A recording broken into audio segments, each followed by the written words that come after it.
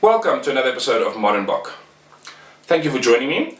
So today I thought I'd start a series going into this World Cup. I'll be releasing a couple of videos about over the days with different teams, and I'm kind of going to titling the series Path in the Group Stages. So what I'm going to be doing is breaking down the games that they'll be playing, the history of those games, those opponents in the last few games, how to help you with your Subaru picks. I will be bringing out a more focused thing, pretty much like with each round, Super Brew picks in my opinion, and from the public people who have given me feedback, and compiling that into a thing to help you with Super Brew and any other fantasy games you're playing.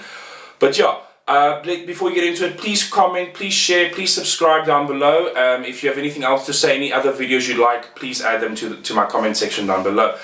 So let's get into it. So the first video, I'm covering South Africa. Little bit of favoritism, but whatever. So on the first video of the series, obviously South Africa's first game is against New Zealand. One of the big hotly contested question marks of the tournament. A nice way to kick off, to really kick and spice up round one. There's a couple of other good games in round one I'm quite excited for, but this is definitely a hotly contested one that a lot of people are questioning, and especially considering the win, lose and draw situation is as follows. South Africa have lost in the last 10 games. South Africa have lost the last 7, but won 2 and drawn 1. But obviously that's the last 10 games. So there's a little bit of a different story if you look at the last 3 games, as it was a draw, a loss and a win. Obviously the last one being in July 2019. Then we have the game in last year October where South Africa lost in South Africa, but then New Zealand lost again in Wellington. So that's quite an interesting one, and definitely at the moment it's a hotly contested title between those two teams. Both teams are really putting their all out, and that's what we love to see in international rugby. But interesting, so the last 5 games, South Africa do have an average loss rate of 20 points if you take an average of the last 5 games. So take that with a pinch of salt. I mean, the biggest thing that throws that average hugely out, I mean, the average is actually 0.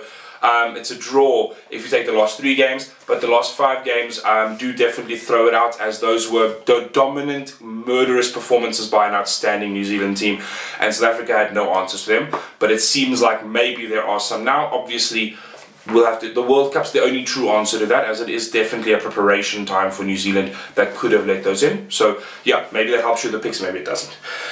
Next game South Africa plays is Namibia. They've only ever played Namibia twice, quite surprisingly considering it's the closest opponent to us. But unfortunately it does show the Minnows' ability to get world-class games.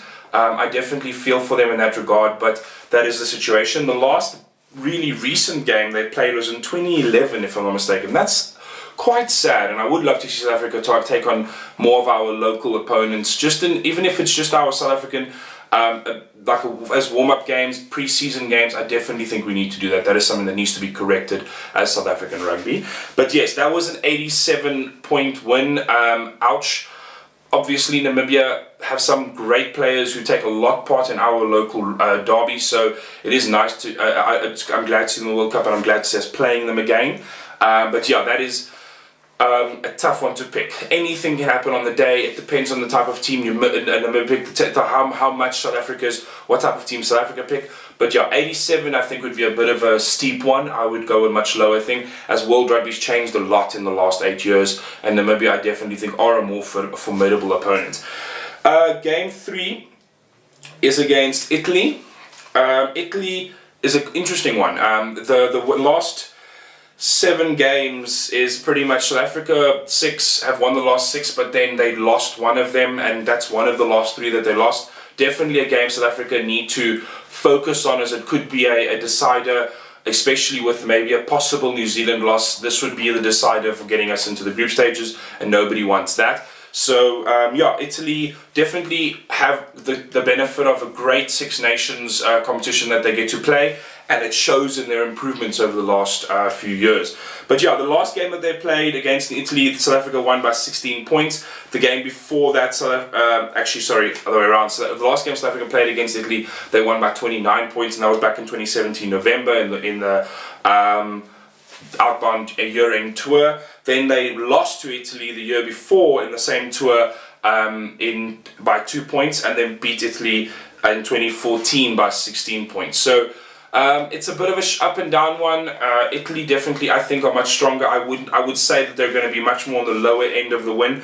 But if you take the last 5 games into account, it's a bit of a lopsided affair. South Africa by 24 is the last 5 games. I would much, I think if you're trying to do a picks and that and kind of like more an expected result, I would take the last 3 games as much more of an indicator, maybe even the last 2, as that last game is 4 or 5 years ago almost now. So it's a little bit of it's a long time ago. I mean, that's a different World Cup cycle and everything. So that average substantially drops. But yeah, that's definitely an interesting one, and I think a game to watch. That's going to be quite great.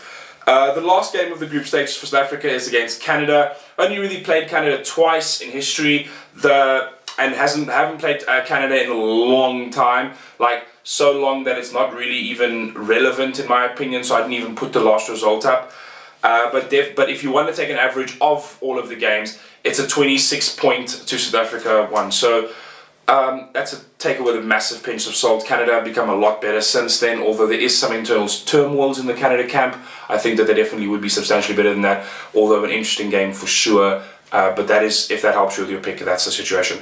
But yeah, that's South Africa's path through the World Cup. I will be releasing a video for a bunch of teams on this, so please comment if you want your team's video down below. Please subscribe, please share, please like, and yeah, support the channel. Thank you guys.